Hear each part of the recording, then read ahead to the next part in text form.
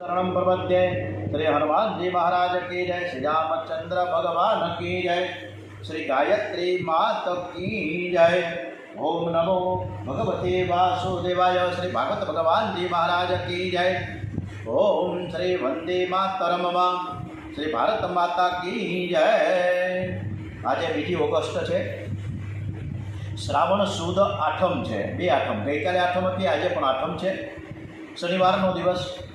सरस मजानी श्री राम भगवाननी આપણે કથા મર્યાદા પુરુષોત્તમ રામચંદ્રજીને સંભળાવી એવા ભાવ સાથે આપણી કથા ખૂબ સરસ રીતે પ્રભુ પરમાત્મા સાંભળે છે એવા શ્રદ્ધા સુમન સાથે રામચંદ્રજીના ચરણોમાં વંદન સાથે ઓમ શ્રી રામચંદ્ર ભગવાન की जय। अयोध्या धाम की जय। रामजीની પ્રત્યેક લીલા છે ને અનુકરણીય છે। વર્તન રામજીના જેવું રાખજો। શ્રી રામચંદ્રજીમાં બધા જ સદગુણો એકી સાથે ભેગા થયા છે। સર્વ સદગુણોના ભંડાર છે ને એવા રામચંદ્રજી મહારાજના ચરણોમાં સમર્પિત થતા રામચંદ્રજીની માતૃપિતૃ ભક્તિ, રામજીનો ભાતૃ પ્રેમ, રામચંદ્રજીનો સદાચાર, રામજીની સરળતા, રામજીનું ધૈર્ય, રામજીનું ગાંભીર્ય, રામજીનું એક પત્ની વ્રત, રામજીની ઉદારતા, આ બધા જ દિવ્ય સદગુણ તમને એક જ ઠેકાણે ક્યાંય જોવા નહીં મળે સિવાય કે રામચંદ્રજીમાં। વાલ્મીકી ઋષિ રામાયણમાં રામજીનું વર્ણન કરવા લાગ્યા ત્યારે રામજીની ઉપમા શોધવા લાગ્યા, પણ ક્યાંય ઉપમા ન મળી।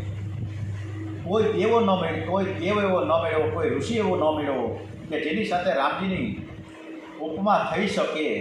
વાલ્મીકી થાકી ગયા છે। છેવટે નક્કી થયું કે રામજીને કોની ઉપમા આપું। શ્રી રામ તો રામના જેવા જ છે, બસ આ જ ઉપમા છે। રામજીના જેવી માતૃ પિતૃ ભક્તિ જગતમાં ક્યાંય કોઈ ઠેકાણે ન મળે। રામજીનો નિયમ હતો કે માતા પિતાની આજ્ઞા માથે ચડાવી, એમની સાથે કદી પણ ઊંચે અવાજે બોલવું નહીં। આજકાલ તો ભણ્યા પછી ભાઈને માતા પિતાની સેવા કરતાં પણ સંકોચ થાય છે। માતા પિતાની સેવા ન કરનાર બાળક પ્રભુને જરાય ગમતો નથી। માતા પિતાની સેવા જે નથી કરતો એ ભગવાનની ભક્તિ શું કરશે। કેટલાક છોકરા બાપને કહે છે કે બંગલો મારા નામનો કરી દેજો, નહીં તો પાછળથી ઉપાધિ થાય છે। બાપની મિલકત લેવી છે પણ મા બાપની સેવા નથી કરવી। માતા પિતાની સેવા મહાન પુણ્ય છે। તમે ભગવાનની ભક્તિ વધારે ન કરો તો ચાલે, તમારા માતા પિતાની ખૂબ જ ભક્તિ કરજો, તમારા ઉપર ભગવાન કૃપા કરશે। રામજી માતા પિતાની સામે કદી બોલ્યા જ નથી। રામજીએ કહીને કદી પૂછ્યું નથી કે મને વનવાસ તમે કેમ મોકલો છે। આજકાલના છોકરાઓને મા બાપને આધીન રહેવાનું ગમતું નથી। સ્વેચ્છાચાર બહુ વધી ગયો છે। લોકો સ્વતંત્રતાની બહુ વાતો કરે છે, પણ ખરો સ્વતંત્ર તો એ જ છે કે જે જીતેન્દ્રિય છે। સ્વેચ્છાચાર પતન કરે છે, સદાચાર પરમાત્માના ચરણ સુધી લઈ જાય છે। સદાચાર એટલે શાસ્ત્ર સમત આચાર, શું કરવું શું ન કરવું એ મનમાં નક્કી ન કરો, સંતને પૂછો, શાસ્ત્રને પૂછો। આ અત્યારે જે કંઈ વાત કરી બધી ડોંગરીજી મહારાજની પ્રથામાં છે, એટલે ક્યાંય મારા પોતાના શબ્દો નથી। ક્યાંય ડોંગરેજી મહારાજે વર્ષો પહેલાં કીધું છે, જે અત્યારે આપણે ફળીભૂત થાય છે। રામજીની માતૃ પિતૃ ભક્તિ અનન્ય છે। રામજીનો બંધુ પ્રેમ અલૌકિક છે। બંધુ પ્રેમનો આદર્શ પ્રભુએ જગતને બતાવ્યો છે। તમારા ભાઈ સાથે પ્રેમ કરજો, ભાઈ સાથે કપટ ન કરો। તમારા ભાગ્યનો પૈસો બીજાને મળવાનો નથી, અને બીજાના ભાગ્યનું ધન તમારા હાથમાં આવશે જ નહીં। પૈસો પ્રારબ્ધ પ્રમાણે મળે છે। લોકો પૈસા માટે છળકપટ કરે છે, ભાઈને છેતરે છે। આજકાલ કેટલાક લોકો એવા થયા છે કે જે સગા ભાઈ સાથે વેર પણ કરે છે અને સાધુભાઈ સાથે પ્રેમ કરવા જાય છે। બીજા લોકો સાથે પ્રેમ કરે પણ સગા ભાઈ માટે ભોગ આપે નહીં। તમારા ભાઈની સાથે પ્રેમ કરો। રામજીનો બંધુ પ્રેમ કેવો અલૌકિક છે। કંઈ કહ્યું કે ભરતજીને મેં રાજ્ય આપ્યું એ સાંભળીને રામ બહુ જ રાજી થઈ ગયા હતા। કંઈ મને વંદન કરીને કહ્યું કે માં, મારા મનમાં જે હતું એ જ પ્રમાણે તમે મને વરદાન માંગ્યું છે। તે વરદાન માંગ્યું, મારી બહુ ઈચ્છા હતી કે મારો ભરત રાજા થાય। માં, મને રાજા થવાની ઈચ્છા નથી, મારો ભરત રાજા થાય તે જોવાની મને ઈચ્છા છે। મારા ભાઈનું સુખ એ મારું સુખ, મારા ભાઈની જીત એ મારી જીત છે, મારા ભાઈની હાર એ મારી હાર થાય। તમે ભાઈ સાથે પ્રેમ કરશો ને તો ભાઈ પણ તમારી સાથે પ્રેમ કરશે। તમે કોઈ ભાઈને છેતરશો નહીં।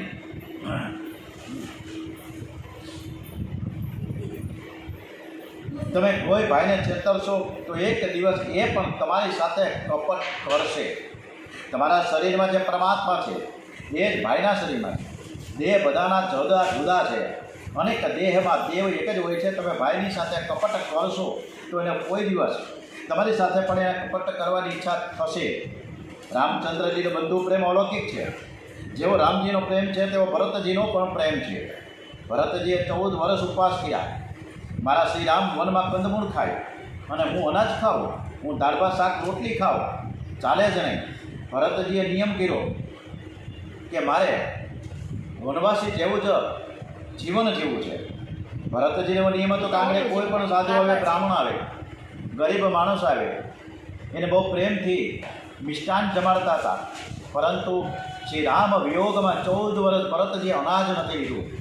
ભરતજીની નિષ્ઠા છે કે શ્રી સીતારામ ઘેર પધારશે, મારા ગ્રામ ભોજન કરશે અને એને હું આંખે નિહાળીશ અને પછી હું જમીશ.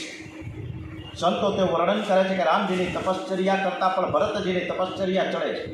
વનમાં તપ કરવું સહેલું છે, રાજમહેલમાં તપ કરવું બહુ કઠણ છે. ભરતજી રાજમહેલમાં તપ કરે છે, રામજી વનમાં તપ કરે છે. ત્યારે રામજીની સેવામાં સીતાજી છે, લક્ષ્મણજી છે. રામાયણમાં એવું વર્ણન આવે છે કે 14 વર્ષ ભરતજીએ પત્નીની પણ સેવા નથી લીધી. એ કોઈની સેવા લેતા જ નથી. હું રામનો સેવક છું, મારે કોઈ સેવા લેવી નથી. વનવાસમાં શ્રી રામ દરબારની પથારીમાં સૂઈ જાય તો ભરતજી ધરતી ઉપર સૂઈ જાય છે. કેવો બંધુ પ્રેમ છે. તમારા ભાઈ સાથે પ્રેમ કરો, ભાઈને છેતરતા નહીં, કપટ કરશો નહીં. પાપ અને પારો કોઈ દિવસ એક દિવસ પણ બહાર તો આવે જ છે. પાપ છુપાય નહીં, પારો છુપાય નહીં. ભાઈ સાથે કપટ કરશો તો આજે નહીં તો 2 વર્ષે, 2 વર્ષે નહીં તો 12 વર્ષે પણ ખબર પડી જ જશે. લોકો મંદિરમાં દર્શન કરવા જાય છે, કથા સાંભળે, પણ ભાઈ સાથે કપટ કરે છે. એક ભાઈ અમને મળવા આવ્યા હતા. મહારાજ, તમે કથા બહુ સારી કરો છો અને એક એવો મંત્ર અમને આપો કે મેં કોર્ટમાં દાવો કર્યો છે કે મારા ભાઈની સામે મારે જેત થાય. એણે પૂછ્યું કે ભાઈ તમે દાવો કોના ઉપર કર્યો છો? ત્યારે કહ્યું મારા સગા ભાઈ ઉપર મેં દાવો કર્યો છે. એમને કહેવું પડ્યું કે તમારી બુદ્ધિ બહુ બગડી છે, તમે ભાઈ ઉપર શું કામ દાવો કર્યો છે? મોટો ભાઈ રામ જેવો બને તો નાનો ભાઈ લક્ષ્મણ જેવો થઈ જશે, પણ મોટો ભાઈ જો રાવણ જેવો હોય તો નાનો ભાઈ કુંભકર્ણ જેવો થઈ જાય. પ્રેમ અને માન માંગશો નહીં. પ્રેમ અને માન બધાને આપજો. તમે શુદ્ધ ભાવથી ભાઈની સાથે પ્રેમ કરજો. શ્રી રામજીનો સંયમ અલૌકિક છે. રામચંદ્રજી પ્રત્યેક ઇન્દ્રિયનો સંયમ રાખે છે. સંયમથી બહુ સુખ મળે છે, સંપત્તિથી થોડું સુખ મળે છે. જેના જીવનમાં સંયમ છે એને ભક્તિ કરી શકે, એનું જ જ્ઞાન ટકે છે. સંયમ ન હોય તો જ્ઞાન ટકતું જ નથી. ઘડાને કાણું પડ્યું હોય તો છિદ્રવાળો ઘડો, કાણાવાળો ઘડો છે એ કોઈ દિવસ ભરાય નહીં. અને ઘડામાં પાણી ભરવાનું છે, ઘડાની લોકો બહુ કાળજી રાખે છે કે એમાં કાણું ન પડે. અરે આ શરીર પણ એક ઘોડો જ છે. આ શરીર ઘડાને 9 છિદ્રો છે. આંખમાંથી, કાનમાંથી, જીભમાંથી આ જ્ઞાન બધું જ બહાર વહી જાય છે. સંયમથી જ્ઞાન ટકે છે. સંયમ હોય તો જ ભક્તિ થાય. જેના જીવનમાં સંયમ છે તે અતિ સુખી છે. ભગવાને દ્રોણાચાર્ય જે મહાન વીર છે, બ્રાહ્મણ છે, પરંતુ તેણે ધર્મ છોડ્યો અને અધર્મની સાથે યુદ્ધ કરવા જોંતરાણા. એટલે ભગવાનને એ દ્રોણાચાર્ય દયમાં નથી. યુદ્ધ કરવું એ બ્રાહ્મણનો ધર્મ નથી. બ્રાહ્મણ યુદ્ધ કરે નહીં, અને કદાચ યુદ્ધ કરે તો ધર્મનું રક્ષણ કરવા માટે, અધર્મનો વિનાશ કરવા માટે કરે. દ્રોણાચાર્ય જાણતા હતા કે દુર્યોધન દુષ્ટ છે, છતાં અધર્મના પક્ષમાં રહીને દ્રોણાચાર્ય યુદ્ધ કરે છે. દ્રોણાચાર્ય જાણીને પાપ કરે છે અને તેથી સુદામદેવના ચરણની પૂજા કરનાર શ્રી કૃષ્ણ દ્રોણાચાર્ય સાથે કપટ કરે છે. મહાભારતમાં એક વર્ણન આવે છે કે દ્રોણાચાર્ય બહુ પ્રહાર કર્યા છે. પ્રભુએ વિચાર કર્યો કે આ ડોસો જીવશે તો અનર્થ કરશે, માટે હવે એને મારવો જ છે. દ્રોણાચાર્ય એવા તપસ્વી હતા, એવા શક્તિશાળી હતા કે તેની ઈચ્છા થાય ત્યારે તે મરે. એમને કોઈ મારી ન શકે. એ ઈચ્છા મરણીય હતા. તેથી પ્રભુએ કપટ કર્યું. અસ્વસ્થામા નામનો હાથી ભીમસેને માર્યો છે. દ્રોણાચાર્યના પુત્રનું નામ અસ્વસ્થામા હતું. પ્રભુએ કહ્યું કે મહારાજ તમે લડો છો પણ તમારા અસ્વસ્થામાનું મરણ થયું છે. દ્રોણાચાર્ય તે સાંભળ્યું, તે દુઃખી થઈ ગયા. એક જ દીકરો હતો, આ છોકરો મરી ગયો હોય તો હવે મારે લડવાની શી જરૂર છે? દ્રોણાચાર્યને થયું કે હવે મારે જીવવું નથી. પણ દ્રોણાચાર્ય વિચાર કર્યો કે આ શ્રી કૃષ્ણ કદાચ જૂઠું પણ બોલતા હોય અને એ જૂઠું બોલે તો એમને પૂછનાર તો કોઈ છે જ નહીં, એના કોઈ સર્વોપરી તો છે જ નહીં. શાસ્ત્રની મર્યાદા જીવ માટે છે, ઈશ્વરને માટે નથી. દ્રોણાચાર્યને શંકા થઈ છે. દ્રોણાચાર્ય જાણતા હતા કે ગમે તે થાય પણ ધર્મરાજ જૂઠું નહીં બોલે. ધર્મરાજ મને કહે છે કે અસ્વસ્થામાં મર્યો છે તો હું પ્રાણ છોડીશ. શ્રી કૃષ્ણને ખબર પડી કે દ્રોણાચાર્ય ધર્મરાજાને પૂછવા આવે છે. પ્રભુએ ધર્મરાજાને કહ્યું કે દ્રોણાચાર્ય પૂછવા આવે તો તમે એવું કહેજો કે અસ્વસ્થામાં મર્યો છે. ધર્મરાજા ધર્મની મૂર્તિ છે.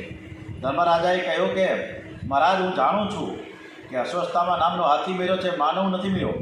મને જૂઠું બોલવાનું પાપ લાગશે. પ્રભુએ કહ્યું કે રાજા, સજા કરવાની મારા હાથમાં સજા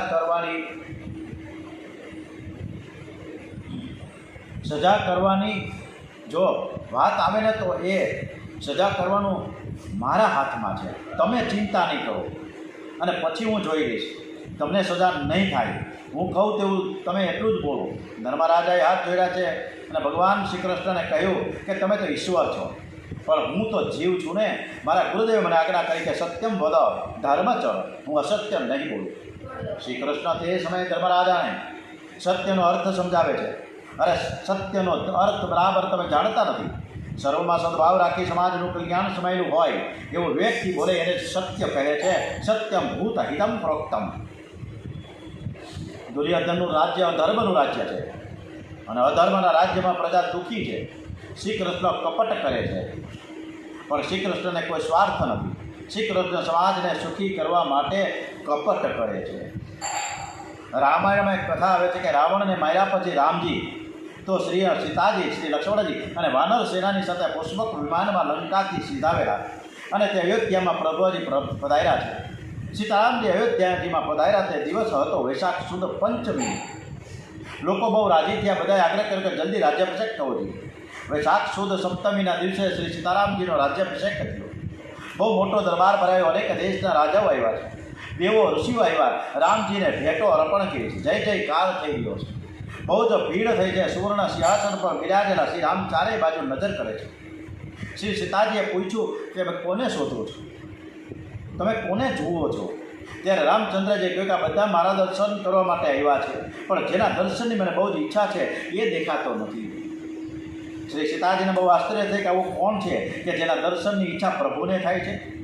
એવો કોણ ભાગ્યશાળી છે કે એને જોવાની ભગવાનને ઈચ્છા થાય છે? રામચંદ્રજીએ કહ્યું કે તને યાદ છે ને કે આપણે નાવડીમાં બેસાડી અને જે ગંગા પાર લઈ ગયો એ કેવટ આજે મને શોધતા પણ જડતો નથી. ક્યાં ગયો? આવ્યો કેમ નહીં હોય? રાજ્યાભિષેકમાં પહેલો કેવટ નહીં કેમ નથી આવ્યો? શ્રી રામ કેવટની સેવાને જરાય ભૂલ્યા નથી. રાજ્યાભિષેક થયા પછી પ્રભુએ બધાનું સન્માન કર્યું. શૃંગરવેરપુરના રાજા ગોહકને બોલાવ્યો અને કહ્યું કે તારા ગામમાં હું આવેલો તારે જે કેવટ મને નાવડીમાં બેસાડીને ગંગા પાર લઈ ગયો હતો એને માટે તું આ પ્રસાદ લેતો જજે. રામજીએ કેવટ માટે અનેક આભૂષણો અને વસ્ત્રો મોકલ્યા છે. દુઃખમાં કોઈએ પણ થોડું પણ પાણી પાયું હોય ને તો પણ એ ભૂલતા નહીં. કોઈનો ઉપકાર ભૂલતા નહીં. કોઈનો ઉપકાર મનમાં રાખશો નહીં. થોડીક પણ કોઈએ સેવા કરી હોય તો તે યાદ રાખજો. પરમાત્મા તમને સુખ સંપત્તિ આપે ત્યારે તે ઉપકારનો બદલો વેગથી પાછો આપો. હૃદય રામજીની જેવું સરળ રાખજો. તમે સાધુ ભલે ન થાવ, સરળ બનો. જેનું હૃદય સરળ છે એ સાધુ છે. ભલે તે બંગલામાં રહેતો હોય, એનું હૃદય સરળ છે, તેના હૃદયમાં ભગવાનનો પ્રવેશ થાય. છળ કપટ ન કરો. કપટ કરવાથી હૃદય વાંકું થાય છે. કપટ કરનાર મૂર્ખા હોય છે. કપટ કરવાથી બહુ નુકસાન થાય છે. કદાચ થોડો ભૌતિક લાભ થતો હશે, પણ કપટ કરનારને શાંતિ મળતી નથી. વેશથી સાધુ થવું સરળ છે, હૃદયથી સાધુ થવું બહુ કઠણ છે. બીજાનું કામ જે સાધી આપે તેને સાધુ કહે છે. બીજાનું કાર્ય સિદ્ધ કરવા માટે જે પ્રાણનો પણ ભોગ આપે છે તે સાધુ છે. શ્રી રામ અતિ સરળ છે અને તેથી રામ રાજ્યમાં પ્રજા અતિ સુખી છે. રામ રાજ્યમાં પ્રજાને જેવું સુખ મળ્યું છે એવું સુખ તો સ્વર્ગના દેવોને પણ મળ્યું નથી. એક દિવસ રાજા રામચંદ્રજી ને રાજ્યાભિષેક થયા પછી ખૂબ બધા જ સુખી હતા. નગર ચર્ચા કરવા માટે ઘણીવાર રામચંદ્રજી નીકળતા, એને દૂતો પણ મોકલતા અને નગરમાં શું ચર્ચાઓ થાય એ રામચંદ્રજીને કહેવા માટે દૂતોને ખાસ નિયુક્ત કર્યા હતા. એમાંથી એક દૂત એક દિવસ આવ્યો અને રામજીને કહ્યું કે આજે હું રાત્રે નગર ચર્ચા સાંભળવા માટે અયોધ્યામાં ફરતો તો લોકો તમારી નિંદા કરે છે. રાવણના ઘરમાં સીતાજી ઘણા દિવસ રહ્યા હતા. લોકો શંકા કરે છે કે તમે સીતાજીને તમે ઘરમાં રાખ્યા છે, તેથી તમારા માટે પ્રજાને બહુ શંકા થાય. રામચંદ્રજીએ તે સાંભળ્યું, એને ઠીક ન લાગ્યું. રામચંદ્રએ રાજ ધર્મને મહત્વ આપ્યું છે. પતિ ધર્મને ગૌણ માન્યો છે. રાજાની ગાદી રાણીને રાજી કરવા માટે નથી, રાજાની ગાદી તો પ્રજાને સુખી કરવા માટે, રાજી કરવા માટે છે. શ્રી રામ જાણે છે કે સીતાજી નિર્દોષ છે, મહાન પતિવ્રતા છે. એમના પરમાં કલંક ખોટું છે, પણ લોકોને શંકા થાય છે. લોકો તેવું ગમે તેવું બોલવા લાગ્યા છે. જે માણસ જેવું હોય એવા ભાવથી તે બધાને જુએ છે. જે લોભી છે તેને એવું લાગે છે કે બધા મારા જેવા લોભિયા જ છે. જે અતિકામી છે તે બધાને કામ ભાવથી જ જુએ છે. શ્રી સીતાજીને માટે પણ શંકા કરે છે. શ્રી સીતા માતાનું સ્મરણ કરીએ તો આપણું હૃદય પવિત્ર થાય છે. એક અધમ જીવ હતો, તે માતાજી વિશે ગમે તેવું બોલ્યો. ખરી રીતે વિચાર કરતાં માતાજીની જેણે નિંદા કરી છે તેને ફાંસીની સજા કરવી જોઈએ. લંકા યુદ્ધ પછી સીતાજી અગ્નિમાં પ્રવેશ કર્યો હતો. ત્યાં બધા જ દેવો અને ઋષિ આવીને કહ્યું હતું કે આ સીતા માતાજી મહાન પતિવ્રતા સ્ત્રી છે. છતાં આ મૂર્ખો ગમે તેવું બોલ્યો. પણ શ્રી રામ અતિ સરળ છે. જેણે સીતાજીની નિંદા કરીને પ્રભુએ સજા નથી કરી. પ્રભુએ વિચાર કર્યો, મેં બે આ દુઃખ સહન કરી લેશું. મારે માથે આ કલંક મુકાયું છે. સીતાજીનો ત્યાગ કરું તો જ આ કલંક દૂર થશે. પ્રભુએ નિશ્ચય કર્યો. લક્ષ્મણજીને બોલાવ્યા છે અને કહ્યું કે ભાઈ, મારું ખાસ કામ તારે કરવાનું છે. અયોધ્યાના લોકો ગમે તેવું બોલે છે. તારા ભાભીનો મેં ત્યાગ કર્યો છે. એને રથમાં બેસાડી તું દૂર જંગલમાં છોડીને તું પાછો આવજે. લક્ષ્મણજીનો શ્રી સીતાજીમાં માતૃભાવ હતો. સીતાજી મારી મા છે, મારી મા માટે આવું બોલ્યો. હું તેને મારી સજા કરીશ. શ્રી રામ લક્ષ્મણજીનો હાથ પકડીને પાસે બેસાડે છે. લક્ષ્મણ, તું કોને સજા કરીશ? અયોધ્યામાં ઘણા લોકો એવી શંકા કરે છે કે કેટલાક બોલતા પણ નથી. પ્રજાને રાજી કરવા માટે મેં આ કર્યું છે. લક્ષ્મણજીએ હાથ જોડ્યા અને કહ્યું કે આ કામ મારાથી નહીં થાય. સીતાજીને જંગલમાં છોડીને હું એકલો પાછો કેવી રીતે ફરી શકું? એ મારાથી નહીં બને. તમે બીજા કોઈને કહેજો. રામચંદ્રજીએ કહ્યું કે લક્ષ્મણ, તારા વિના કામ કરી શકે એવું કોઈ છે જ નહીં. તારે કરવું જ પડશે. બહુ વિચારપૂર્વક મેં આ નિર્ણય લીધો છે. મારી આજ્ઞા છે. હવે તું વધારે નહીં બોલતો. સેવા ધર્મ બહુ કઠણ છે. સેવક ખવડાવવું પણ બહુ સહેલું છે. સેવક થવું બહુ કઠણ છે. દેવની સેવા કરવી, દેવની સેવા આ કરવીને એ બહુ જ કઠણ છે. જ્ઞાની થવું સહેલું છે, યોગી થવું સહેલું છે, સેવક થવું કઠણ છે. સેવક તે થઈ શકે કે જે મનને મારે છે. સેવક પાસે મન હોતું જ નથી. સેવક માટે તો માલિકનું મન એ મારું મન, માલિકની ઈચ્છા એ જ મારી ઈચ્છા. સીતાજીને જંગલમાં લક્ષ્મણજી મૂકી આવ્યા. સીતાજીને વંદન કરી લક્ષ્મણજી પાછા ફર્યા. સીતાજી બહુ વ્યાકુળ થયા. જંગલમાં પશુ પક્ષી રડવા લાગ્યા. સીતાજીના દર્શન થતાં પશુ પક્ષીમાં પ્રેમ જાગ્યો. બધા રડે છે. વાલ્મીકી ઋષિને ખબર પડી કોઈ સ્ત્રી રડે છે. એ દોડતા ત્યાં ગયા અને સીતાજીને ઓળખા. સીતાજીને સમજાવે, બેટા હું બધું જાણું છું, તું મારી દીકરી છે. હું તારા પિતા જનક રાજાનો મિત્ર છું. સીતાજીને અનેક રીતે સમજાવ્યું. વાલ્મીકી ઋષિ સીતાજીને આશ્રમમાં લઈ આવ્યા. શ્રી રામ ચક્રવર્તી સાર્વભૌમ રાજા છે. શ્રી રામના બે બાળકોનો જન્મ એક ઋષિના આશ્રમમાં થયો. લવ કુશને વાલ્મીકી ઋષિ રામાયણ ભણાવે છે. ભાગવતની રચના ગંગા કિનારે થઈ છે અને રામાયણની રચના છે ને તમસા નદીના કિનારે થઈ છે. વાલ્મીકીનો આશ્રમ તમસા નદીના કિનારે છે. લવકુશ રામાયણની કથા બહુ સુંદર કરે છે. બાળકો 7 વર્ષના થયા છે. સમાજ તો બે બાજુથી બોલે છે. રામચંદ્ર જે સીતાજીનો ત્યાગ કર્યો તે અયોધ્યાની પ્રજામાંથી ઘણાને ગમ્યું અને ઘણાને નથી ગમ્યું. રામ રાજ્યમાં બધા મજા કરે છે. લોકોને અતિ સુખ ભર્યું છે. પણ સીતા અને રામજીના સુખનો કોઈ વિચાર કરતું નથી. એકલા રામ છે ને, એકલા રામ રાજમહેલમાં છે. એકલા સીતાજી વાલ્મીકીના આશ્રમમાં છે. પણ રામજીની પાસે જઈને કોઈ કહેતા નથી કે તમે માતાજીને બોલાવો ને, નહીં તો હું અન્નનો ત્યાગ કરી દઈશ, પ્રાણ છોડીશ. એક બ્રાહ્મણનો હૃદય પીગળું છે. આજે દરબારમાં આવતા વશિષ્ઠજીને બહુ વિલંબ થયો. રામ દરબારમાં વશિષ્ઠજીને બહુ માન હતું. વશિષ્ઠજી પધાર્યા તે બધા ઉઠીને ઊભા થયા. રામચંદ્રજી વશિષ્ઠજીની પૂજા કરી. વશિષ્ઠજી તપસ્વી, બ્રહ્મનિષ્ઠ, મહાન જ્ઞાની બ્રાહ્મણ છે. પણ આજે પૂજા લેતા ગુરુદેવની આંખો ભીગી થઈ. રામચંદ્રજી તે જોઈ શકતા નથી. ગુરુદેવના ચરણોમાં વારંવાર વંદન કરીને પૂછે છે. રામજી પૂછે કે આપને શું થાય છે? શરીર તો સારું છે ને? આપને આવતા આજ કેમ વિલંબ થયો છે? વશિષ્ઠજીએ કહ્યું કે સીતાજી ક્યાં છે? એ મહાન પતિવ્રતા છે. સીતાજીનું સ્મરણ થયું કે બ્રાહ્મણની આંખમાં આંસુ આવ્યા. તમે 2 જણ સિંહાસનમાં બેસો ને હું દર્શન કરું, બીજી કોઈ મારી ઈચ્છા નથી. રામચંદ્રજીએ ગુરુદેવના ચરણ પકડ્યા અને કહ્યું કે તમારા આશીર્વાદથી બધું જ સારું જ છે. જે કંઈ કર્યું છે તે બધું વિચારપૂર્વક કર્યું છે. ગુરુજી, આ વિષયમાં આપ મને કંઈ કહેતા નહીં. રામચંદ્રજીને યજ્ઞ કરવો છે. રાજાએ યજ્ઞ કરવો જ જોઈએ. પણ પ્રજાની સુખાકારીનું સાધન છે આ. વશિષ્ઠજીએ રામચંદ્રજીને કહ્યું કે એકલો પુરુષ લગ્ન ન કરી શકે, એકલી સ્ત્રી પણ કરી ન શકે. પતિ પત્ની સાથે બેસે તો જ યજ્ઞ થાય. સીતાજીને પધરાવો તો અનેક લગ્ન સીતાજીને પધરાવો.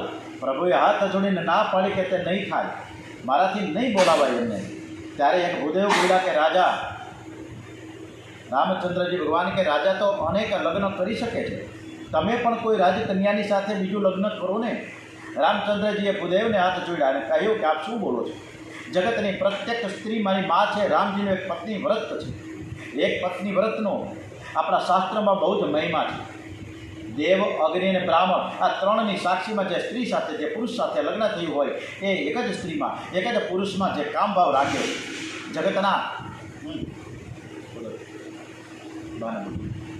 જગતના અન્ય સ્ત્રી, સર્વ સ્ત્રી પુરુષને જે ભગવત ભાવથી જુએ છે તે ગ્રસ્ત હોવા છતાં પણ સાધુ છે.